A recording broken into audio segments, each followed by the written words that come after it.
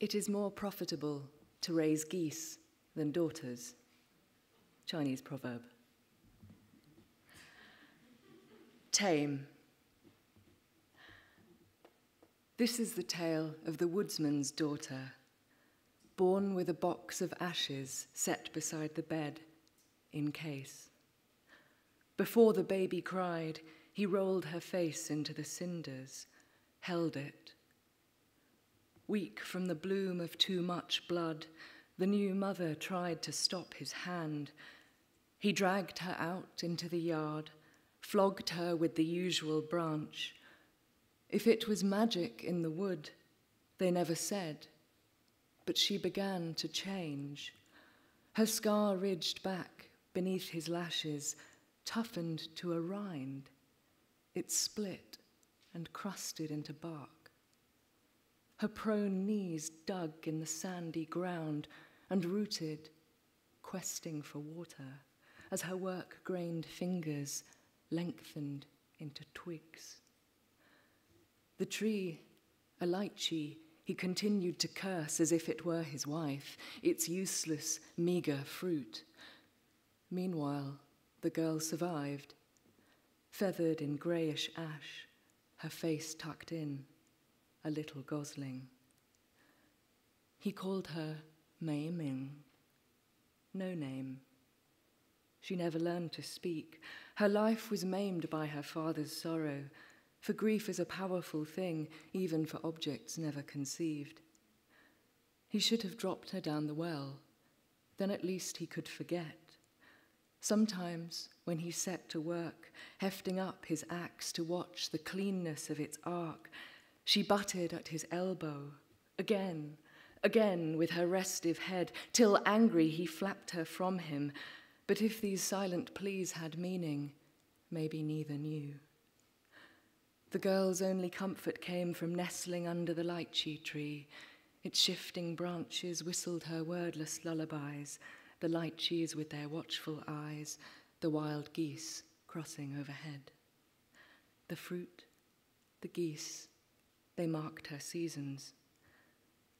She didn't long to join the birds, if longing implies a will beyond the blindest instinct. Then, one mid-autumn, she craned her neck so far to mark the geese's wheeling through the clouded hills, it kept on stretching till it tapered in a beak.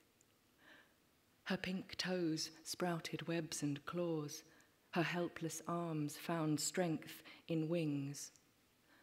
The goose daughter soared to join the arrowing skein, kin linked by a single aim and tide.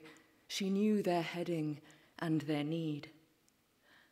They spent that year or more in flight, but where, across what sparkling tundral wastes, I've not heard tell.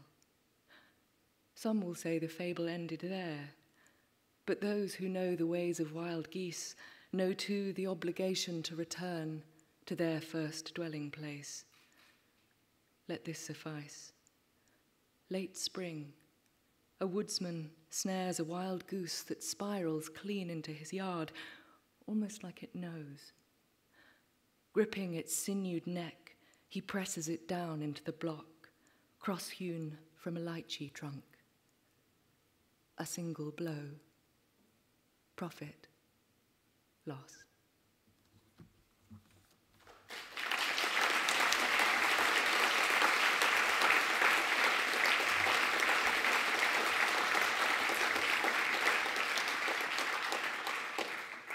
This next poem has an epigraph from Genesis 22:17.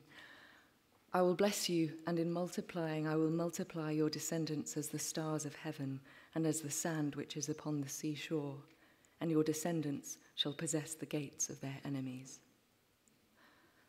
Others. I think about the meaning of blood, which is simply a metaphor, and race, which has been a terrible pun. From castus to chaste, with a detour for caste. English, Guangdonghua, Français d'Égypte, Mameloshin, our future children's skeins, carded. A personal Babel, a muddle, a Mendel. Some words die out while others survive. Crossbreed, half-caste, quadroon. Spun thread of a sentence, have been and are being evolved. The spiraling path from Genesis to genetics. Language revolves like a ream of stars. A different generation, they wouldn't escape by the Mischlinger laws. I wonder if they'll have your blue eyes. My carol service reading on the seed of Abraham, tittering. The sand which is upon the seashore had made them think of a picnic lunch.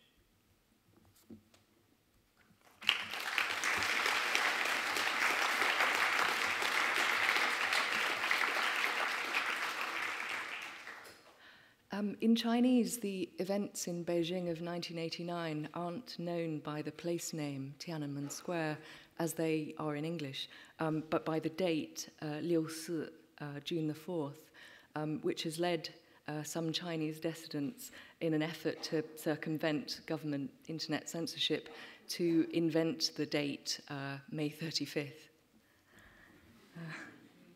I'd like to dedicate this to the Umbrella Revolution.